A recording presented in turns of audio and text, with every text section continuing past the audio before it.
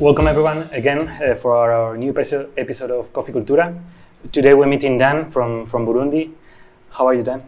Doing well. Yeah? Thank you for having me. Enjoying the city? Barcelona is amazing. It's my first time here. It's really beautiful. That's nice. Could you tell us a bit about yourself? Sure. Yeah, just back from the beginning. Yeah, well, I was actually born in Burundi, so people are surprised to learn about this old white guy who was born in Burundi. But my father was a doctor, and I lived for about 10 years as a child in Burundi. We actually had some coffee trees on our property. I didn't drink coffee at the time, but I do remember smelling coffee roasting on the stove and the hand grinder they used. But I didn't ever think much about coffee as an adult until maybe 10 years ago, but I studied chemical engineering in the US and did business and had my own business, and we can talk more about that. But that's how I got to Burundi. I was born there. Okay. And when did you come back to Burundi to farm, to produce? Yeah, so I had a few career changes. I had a business in the US doing pharmaceutical research. I always wanted to get back to Africa with my family at the time. So we changed careers and I joined an NGO working in Rwanda. And so we lived in Rwanda in the early 2000s and then opened the office for that NGO in Burundi around 2004 and worked for that NGO in Central and East Africa for about 15 years, the last part of it in the US. But then when our children finished university, my wife and I wanted to get back to Burundi, but to do business again, but with a development focus. And so I didn't actually come to do coffee, I came to do renewable energy. Okay. And so that's been my main business over the last 10 years. But during the first year, I had a civil engineer who I worked with. We traveled often around the country, and he came from a certain part of the country where Migoti is located. And he always had a vision to see the coffee community revitalized because it had really been destroyed during the war, even though historically it had had a lot of very good coffee. So together we started Migoti Coffee. Okay. Were you able to connect those engineering in coffee at some point, or? Yeah, very much so. I would say first and foremost, actually, I'm an entrepreneur. And of course I have the training in engineering and I've worked in engineering, but I like to start things. And I've just discovered that about myself over my life. And I do a very good job starting from nothing and taking lots of risk, but calculated risk, getting it to a certain point where it's operating and profitable. And then I'm ready to go do the next entrepreneurial venture. So certainly I've been very much an entrepreneur in the coffee business. I didn't know anything about coffee getting into it. Of course, I loved coffee, but I didn't know anything about the processing and the whole story of coffee. But I think in engineering, you learn problem solving, you learn analysis. Of course, you learn technology, and fermentation was a big thing we studied in school. Water movements, that's piping and all of that is a big part of engineering, of course, and water is a big part of our stations. So certainly there are a lot of overlaps, but I would say the biggest overlap is just business and how to run a business that is run well and is run sustainably. Okay. Coming back to the beginnings, we've heard a pretty funny story about where you were born and how. Could you tell us a bit? Not everybody can tell that story. Yeah.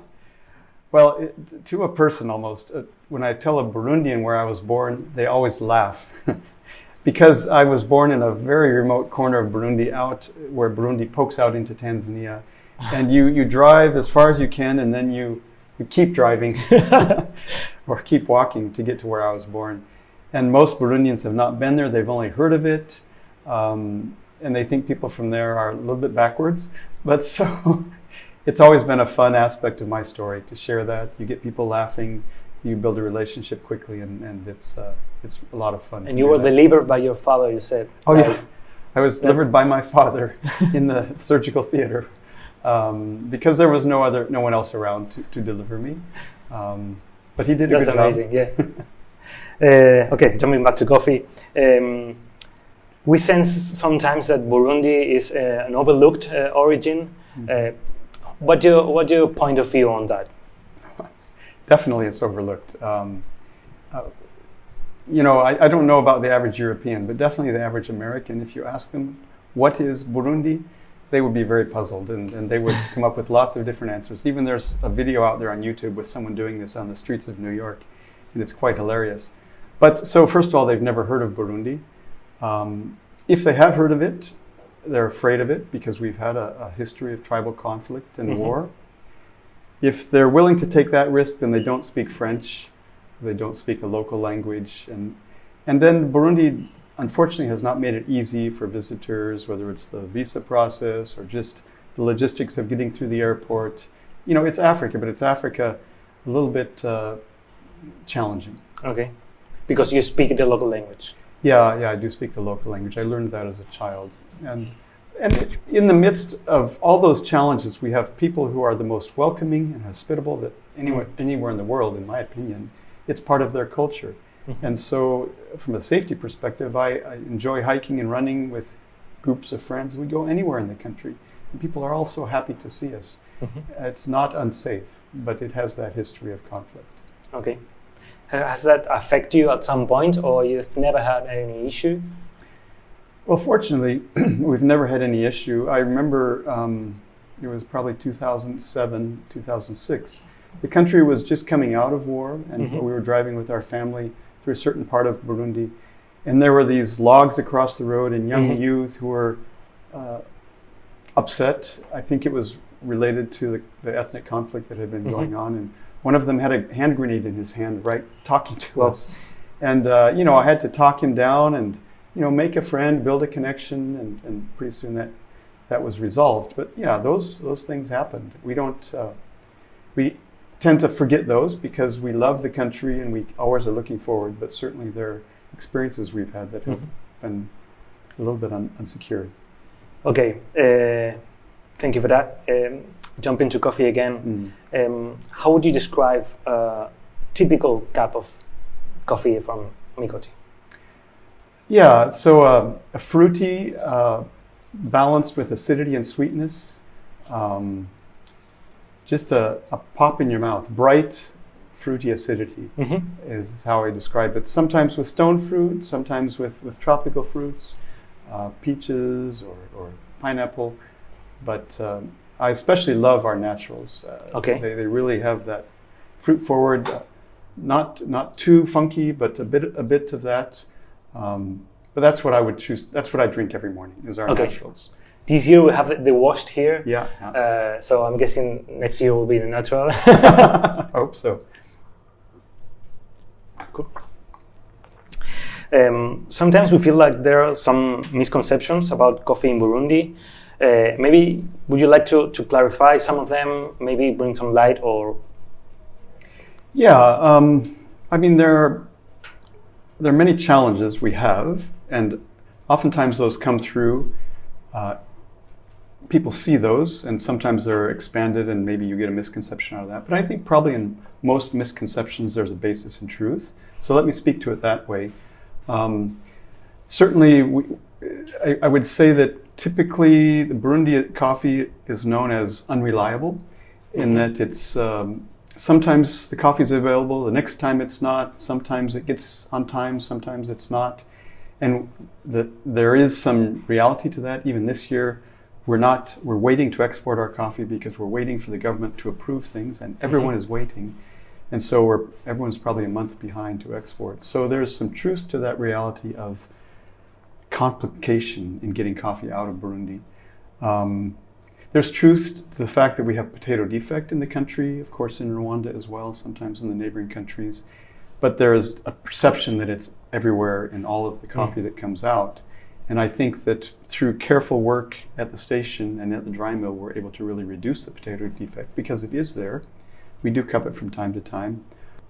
I saw actually yesterday some people asking you, the first thing that they asked you yesterday was that, and I was shocked that that was the first question. So. Yeah, we get that very often. Okay. And regarding the other issue is like, sometimes things are out of your hand, and it happens in the third world. So maybe those misconceptions are not understanding how the third world works. So maybe just give us some time and then. Exactly, and I'll just add on to that is that there are cultural barriers to work through when you're working with a Burundian who doesn't speak English, who doesn't necessarily have that much experience communicating by email, etc. And oftentimes I observe in that culture is that they're not as proactive to respond when there's nothing new to say. But oftentimes in our culture, we expect someone to at least respond and say, thank you for the email or whatever. So there is a perception that, the communication is hard to manage. Could you tell us the story behind Migoti? Yeah, so the name of Migoti comes from the hill where we started our first washing station. It's also named that because of a local indigenous tree that grows in that region. So that's the origin of the word. And as I was saying, my business partner Poncien and I, who started the company in 2015, he's from that area. And so we're both engineers. He's a civil engineer, I'm a chemical engineer, and we were working together in my energy business. And so we wanted, as I said, to start a coffee business that was working in this region of Burundi where there wasn't much activity at that time, although there was a lot of history of coffee and a lot of old trees. It's in an area just outside of Bujumbura, the capital city at that time, the biggest city, going up towards the Continental Divide. So it's quite high, and it's probably 20, 30 kilometers from Bujumbura. But it's in an area that rebels would hang out and attack the city or throw bombs into the city, et cetera, et cetera. So you had a lot of military coming up in there and fighting the rebels, and so farmers would ignore their farms. People would cut down the trees and burn them for firewood and other things. So even when we started working there in 2015, people were shocked, like, you would go there and build something there? Isn't it still dangerous? And of course it wasn't. But there are also issues of bad roads. It's a very, very steep section of Burundi going from the Continental Divide down to Lake Tanganyika. So it's about 1,500 meters elevation change from the top to the bottom. It's very steep. There's not good infrastructure, whether it be roads or electricity or water.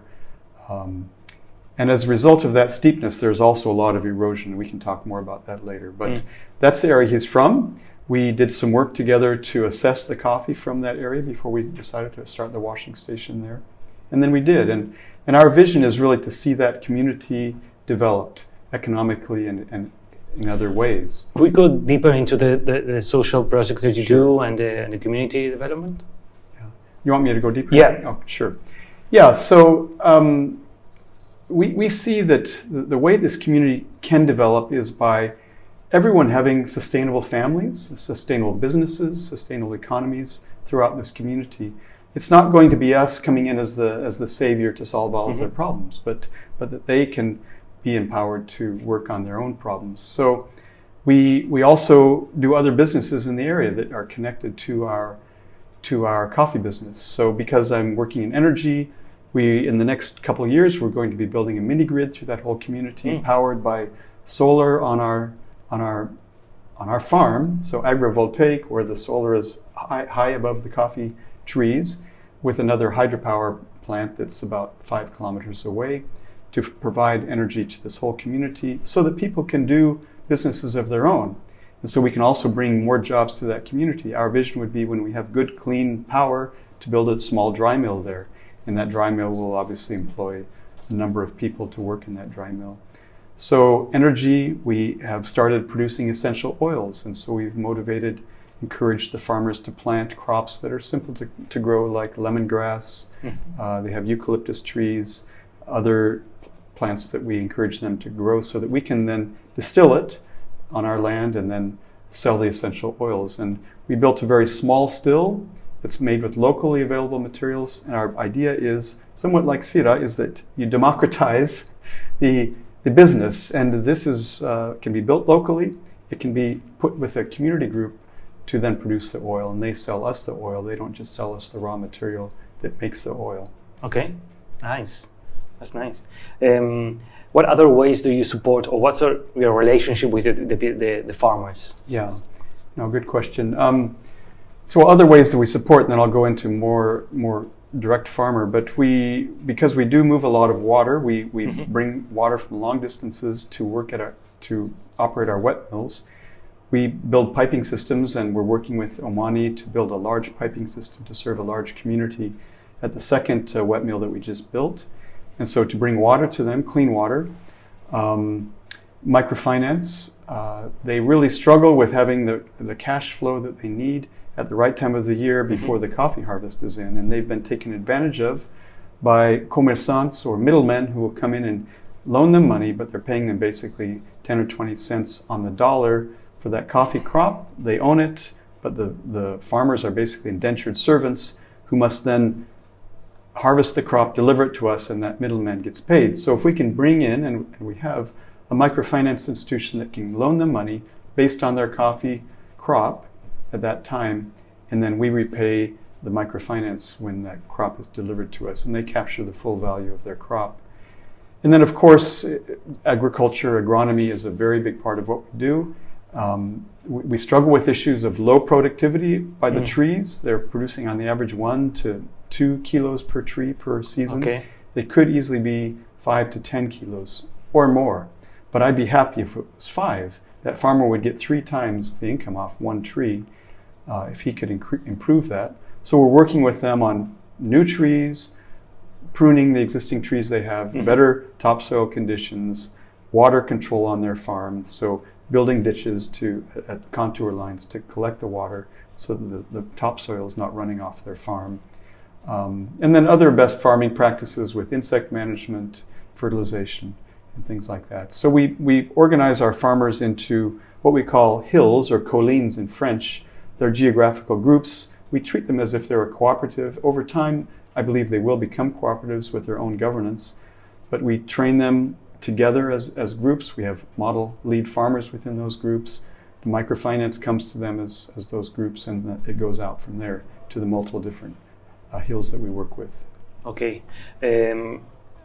Going back to the washing of the hills and those technical issues, what can you tell me about it? How do you solve those kind of very difficult problems? Yeah, it's huge, and we alone won't solve it, I'm sure. But it's related to climate change, and it's also related to densification. Burundi is one of the most dense countries in Africa, and it's projected to double in the next 25 years in population. So the land pressure is extreme, and so we see, we look at deforestation, but there's no forest to deforest. I mean, we've done the survey for EUDR and submitted our data to EUDR to analyze, and there's no pressure on forest, and unfortunately that's why. But so there's dense population pressure, and then big rain events. In other parts of East Africa, we know that they're getting less rain or unpredictable rain. Our rains are not as predictable, but it's generally more. And so very large rain events, that coupled with land pressure, deforestation, we get, and where we're operating, it's very steep gradients.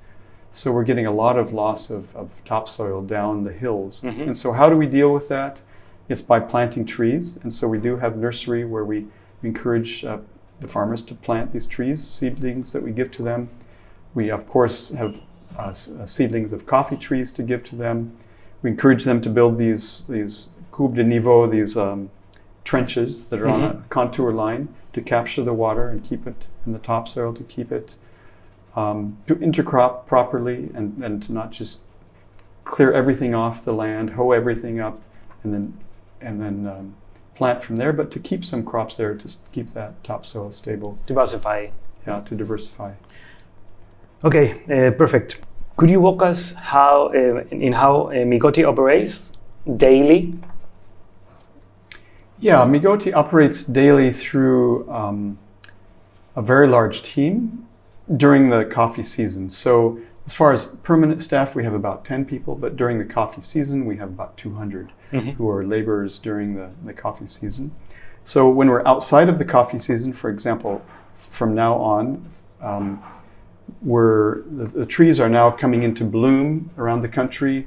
In the next couple months, we'll be planting new seedlings. After the trees have bloomed, we'll be planting new seedlings. So we have our whole team basically becomes agronomy focused, going out to the farmers and working with the farmers on education, planting seedlings, pruning the trees that they have. So that's what they're doing over the next few months. And then as we come into the new season, that will be, it will start in March sometime, but January, February, we're working to repair everything on our stations that might have broken down, the tables, the pulper, the laboratory, everything to be ready to go.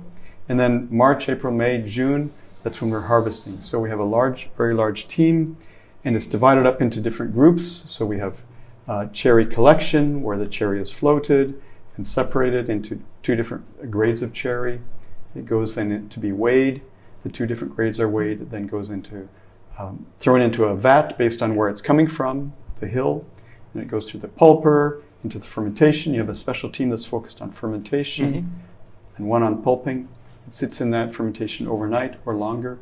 And then it goes another team that works on the grading channel to wash, get the mucilage out of that. And there's a team that's focused on that. And then a very large team that's on the tables. And that's traditionally all women. One group is in the pre-drying shed, so you put the parchment coffee when it's wet but washed under shade for 2 or 3 days and be intensely picked to get defects out that you see while it's wet and before the sun has dried the outer layer of that parchment. Then you can no longer see defects. That's where the most attention will have the greatest payoff on reducing potato defect and other defects in the cup. Then it goes out onto the tables in the sun. And also another advantage of drying more slowly out of the sun is you don't get cracking that might happen if it goes directly into the sun.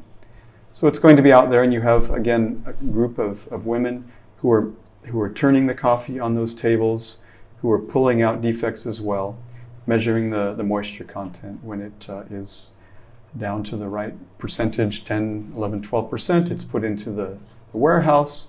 It sits there, and we have another team that's focused on quality control in our cupping lab, and they're cupping those lots that come off on a daily basis. And then we move it after maybe a month. When we have enough, we move it to the dry mill for the final milling stage, but that's also quite complicated. And that it's basically our permanent team that goes there and camps there at the dry mill, and they're managing the coffee as it goes through the whole process, including at the very end another very intense hand-picking operation before it's ready to export. And so right now in Burundi, we're just in the export phase. It's a little bit later than normal, as I said, but we're exporting the coffee out of the country now, and then we'll start that cycle all over again. Okay. And talking about the picking and those women-focused work that you said, why is women perfectly for that job? Because we say most of the time that women can perceive more colors, they are more into detail. That's the reasons that you choose women. And secondly, all your 200 staff in the harvest are usually the same people, or it's hard to maintain the same workers every year after year? Yeah, that's a good question. I don't know if I've interrogated enough why it's women, but that's just traditionally everywhere in Burundi. Okay. That's who does it. Now, I have to say it's also one of the hardest jobs. I'll come to the attention, but they are moving the coffee from the vat with sacks on their heads to the tables, and they are doing some of the hardest work. It's hard work. And unfortunately, in Burundi and in Africa, oftentimes it is the women who are doing the hardest work. So there's a bit of a gender issue there that I think we probably want to address over time. But certainly it's a job that requires great focus and great attention. And in Burundi, in general, we see the men are focusing more on the building a house, the projects that are bigger in scale and not requiring delicate attention. But that's the culture, and that's what we work with. Interestingly, I'm glad we've integrated women into some of the other jobs that are traditionally more men-only, such as especially the washing and grading steps. Okay. We've had women doing that. I believe that largely we maintain our staff from year to year, and that's been an important aspect of quality management and keeping quality high, because to understand what is required of managing that coffee on the table, you have to be very focused. It's not necessarily all that difficult, but it requires attention. It requires you to be strict in doing everything properly. And it requires good management of a team. So one team leader who is managing 20 women or so on so many tables must be also very focused. So we've had some very good team leaders who have done a good job, and they come back year to year, as well as the women who are working below them. I think on some of the other positions, we on the men, I think we tend to have more turnover on the men.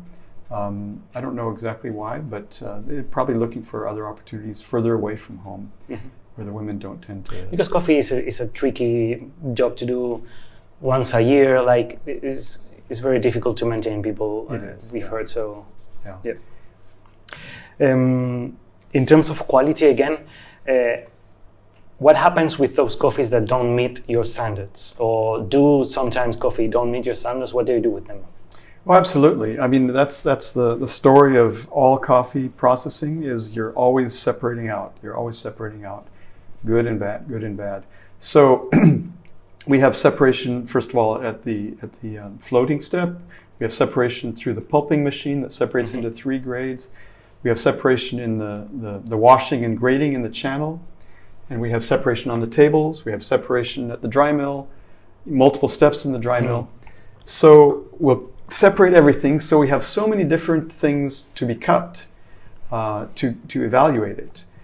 Certain things we don't cup because we just know it's bad, based on the blackness or whatever. And there's a market for that. Typically, for whatever reason, it all goes to Uganda. And maybe they just have the niche to sell it to China. I don't know, but they've got that locked up. And they're coming to buy that. But and then we have markets for every grade of coffee that we produce. It's the lower cup is going to go at a lower cost, and there are markets that will be roasting that a certain way that the effects are not noticeable. So yeah, we sell everything. Okay, perfect. So we don't waste anything. That's amazing. Maybe jumping again to climate change. We have the questions here. What are the challenges? What do you plan for the future? Yeah, it's interesting. There's been a study about 10 years ago on the effects of climate change in Burundi, and looking at where the coffee growing regions will change over time, just in Burundi. And I think it's projected to move, unsurprisingly, towards the continental divide, where you will maintain good coffee growing region. Now, unfortunately, the continental divide is also where we have some small bits of original indigenous forest. So that's going to unfortunately result in more pressure on the indigenous forest. So unfortunately, parts of Burundi to the east are no longer going to be having good rains in the future. So they'll have to deal with it in ways that we won't necessarily, because as we look at the projections where we are, we'll still have good rains. But I think what's going to be happening is more of what we're seeing now is large rain events that, combined with the poor topsoil conditions, we have a lot of erosion. And so we really have to fight that erosion across the country. And we're seeing in many parts of the country landslides. This last year, the capital city, frankly, all the roads out of the capital city were closed because of landslides at one point. And many, even people were dying from landslides in Burundi last year. Now, we had big rains, very big rains. And we don't necessarily see that every year, but we're seeing it more frequently, as we're seeing extreme weather events around the world more frequently. You mentioned now the indigenous forests. Maybe this question will get really older really quick, but we know that the UDR is related to the forest as well, so the indigenous forests, indigenous areas. What do your comments on that? On EUDR specifically? Yeah. I know it's controversial. We've done everything we can to be compliant, and we are. We through Rainforest Alliance certification have EUDR certification also. I find that it needs to be implemented more slowly, and so I'm glad that they've delayed the implementation, because the risk is that those producers, exporters who are not necessarily as ready as we are to become compliant will be totally cut out. Yeah. And the farmers will be the ones that suffer. So I've worried about that. We did everything we could, and we met the deadline. Of course, they pushed it back, which is fine. I think it's has clearly good motivations. And in addition to the motivation to checking to see if you have deforestation, it also requires us and others to have more data on their farmers, GPS tags, polygons of the farms. And I think that's really important. And it's meaningful also to the end consumer or the roaster or the Europeans to have more information on where the coffee is coming from. So it's pushing everyone to have more data, which I think can and should be used in other ways besides just assessing deforestation. Okay.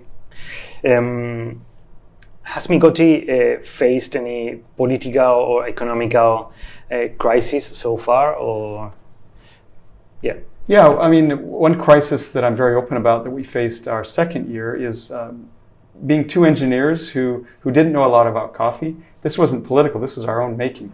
But we didn't get enough cherries, we thought, the first year, so we did everything we could to get more cherries the second year, lots of measures we took. And then it was a bumper crop, biggest crop that's been seen in 10 or 20 years. And so we went from 100 tons of cherries to almost 1,000 tons of cherries. We didn't have enough tables, we didn't have enough water, and we lost a lot of money because my Burundian business partner told me we cannot tell the farmers to stop bringing us cherries. We have a social contract with them, and I didn't quite understand it then, but I do now, is that relationship is so important. And if you try and shut them off and on like you do a tap of water, they're not going to take you seriously. They're not going to bring you cherries the next year. Even though they don't have other options of good places to take their cherries, they will choose to process it at home and get a lower price than risk working with you who may or may not take their cherries. So we took it all and we lost a lot of money. It took us 3 years to pay that off, but we did. Okay. I think every business goes through those slumps. You have to look at each other and say, are we serious about this? Can we do it? And we did. And so we brought someone in who's amazing at coffee processing on the tables and at the wet mill. We invested in more tables, we invested in more water supply, and it's gone quite well. From a political perspective, Burundi has a lot of challenges just in the coffee sector. It's the number one earner of foreign exchange, foreign currency. It's huge. Burundi is going through an economic crisis where we don't have dollars in the country or euros or any hard currency, such that the country at times has had no fuel for weeks or if not months at a time. So coffee being the main earner of dollars and euros and not having any, it's put a lot of attention on coffee. And so that's one reason that they've blocked export of coffee right now, because they're nervous that people are not bringing all the dollars back to the country. And they've put people from the presidency in charge of making decisions as opposed to the regulator who knows more about coffee. So we hear that this is going to be opened up, but yeah, there are a lot of political aspects to coffee in Burundi because of its importance to earning foreign currency. We're seeing in coffee the new generations of farmers are not wanting to go to farming. It's a really hard life. How is Migoti or Burundi facing that situation?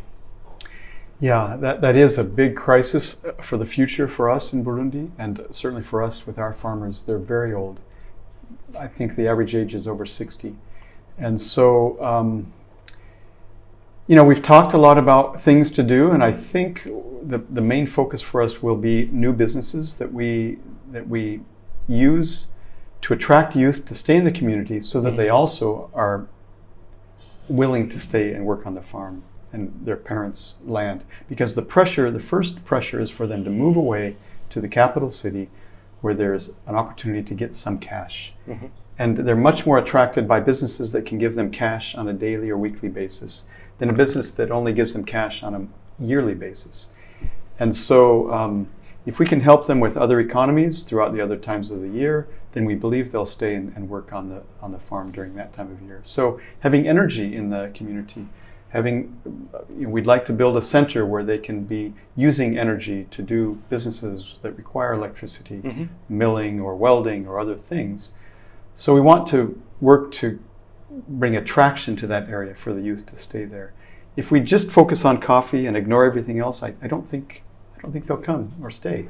We have to think holistically about things that will attract the youth. but also to create some vibe about coffee being cool.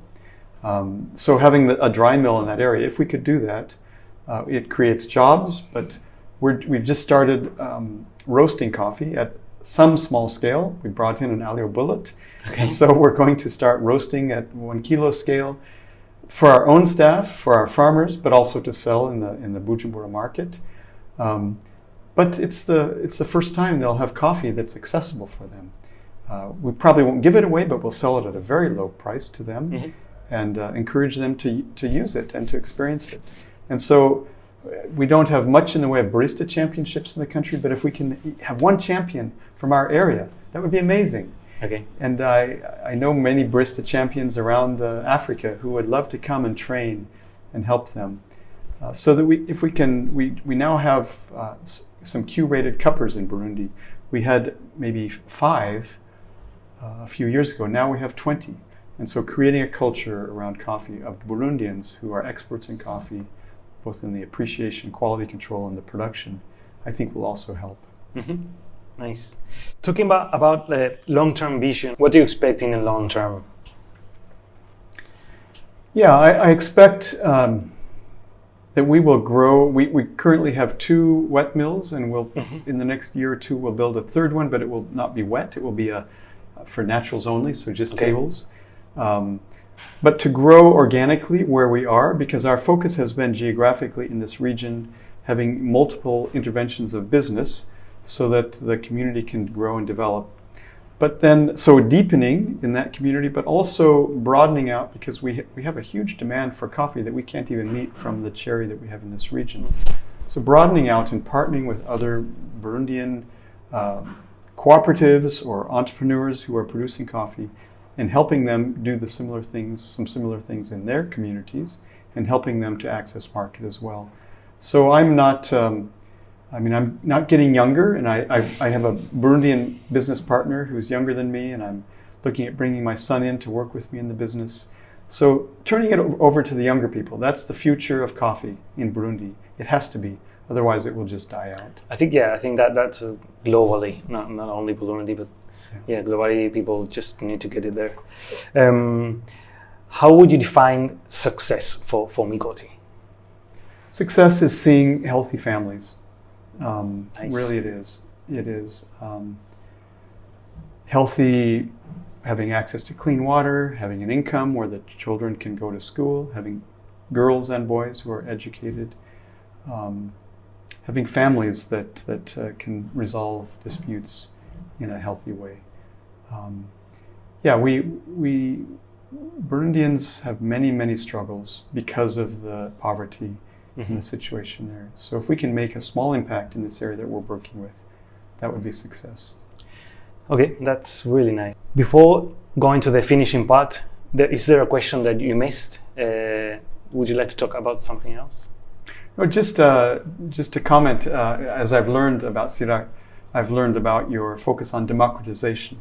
And when I first heard that word, I wasn't quite sure what you meant by that. But as I've listened to you and others speak, it's become more obvious that making coffee accessible to people, and not that it's this sort of specialty thing that you can't ask stupid questions and how do you learn without becoming an expert?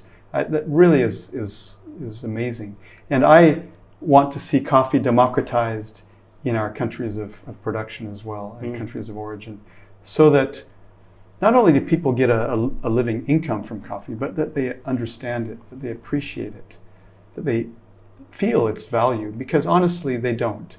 And it was introduced by the colonial powers. They were just farmers for it, and honestly they view it as beans. And even my business partner and our coffee expert, I took them for the first time out of Burundi to South Africa to see in a coffee consuming market what it's like. We went to barista championships, cup tasting championships. We visited roasters, did cuppings, and they were amazed. And they knew it wasn't just beans they were selling, but they said, we thought that this was the final product that we were selling to them. But no, it's just the raw material that you're using to do amazing things with in your country. And so to bring that knowledge and exchange of knowledge through the whole supply chain, this whole value chain, is democratization. Mm-hmm. And I think we all want that and need that. We were talking before the recording that most of our clients and most of the producers as well drink the coffee with milk and sugar maybe. So it's you should drink it how they want it. Like. Exactly, and I was sharing with someone that we annually invite all of our farmers to come and have coffee because they don't drink coffee, and they all want milk and sugar in it. And I'm talking to my team like, really, do some of them want it black? It would be amazing if they tried it black, but no, that's what they're used to, and it's a new drink. And so we do that. We provide the milk and sugar. But as we also provide coffee grounds that they can access, they probably won't be able to afford the milk and sugar, and they'll just start drinking it black. And I think they'll start appreciating their crop in new ways that they're not appreciating with the milk and sugar. Yes. Okay, we'll jump into the last part. We call it words of wisdom. Just if you had some messages for us roasters, and secondly for our clients, what do you want to say? What do you be heard? Well, I would just to add on to what I just said about democratization is to continue to be accessible, and coffee, as we know, sometimes is not easily accessible by the average person. Mm-hmm. And whether it be having a cafe like yours, which is part of the community, it's just where people can come and talk or hang out and meet a friend over a cup of coffee, to be accessible and then to encourage, I guess I would say to your customers, is to ask questions. Mm-hmm. And to feel free to ask the most stupid question that you can imagine, because it's not stupid. I even 10 years ago, I didn't know these things, and I had to ask stupid questions or watch the YouTube videos or whatever. And so it's through being accessible and asking stupid questions, we bridge that gap, and we learn from each other, and even learn what the customer wants that he might not be getting from your cafe. I think that there are no stupid questions, just levels of knowledge that you will get to know, and exactly. It happens to us. I mean, we were born unknown. Exactly. You're right. There are no stupid questions. Closing questions, rapid fire questions. Yes or no? So, coffee in the morning? Absolutely yes. Yes. Favorite method? I do a V60 pour over. V60? Mm-hmm. Okay. Alone or with company? It's always alone because I'm up first. Okay. When my wife gets up, we will often have a coffee together. But it's usually alone first thing in the morning. If it's at a cafe, it's usually with someone else. Okay. Who would you love to have a coffee chat with? The president of Burundi. Okay, nice. Wow. Yeah, I really would. I've talked to him before on the energy projects, and he probably doesn't know I work in coffee. But I think he has very good intentions. Okay. And about coffee, and he wants to see the population benefit from coffee, which is what we all want. But he may or may not have the right advice from time to time on how to actually see that happen for the long term. So yeah, I would like to tell him some of my views on coffee. Would it be a nice conversation? Or? It absolutely would. It absolutely would. He's a good man. Perfect. Really so last question. How many coffees do you drink a day? I drink 3 maximum, 4. 3 maximum? 2 of them would be filter, 1 or maybe 2 would be an espresso drink with milk. Okay. That will be all. Thank you, Dan, for meeting us. It was an absolute pleasure to have you here, and meet Andrew, your son, and liking the whole family is really nice. And we hope to see you again next year. Well, we look forward to seeing you in Burundi, and we're really excited to have the partnership with you and together with Omani. Thank you again. Perfect. Thanks, Omani, again.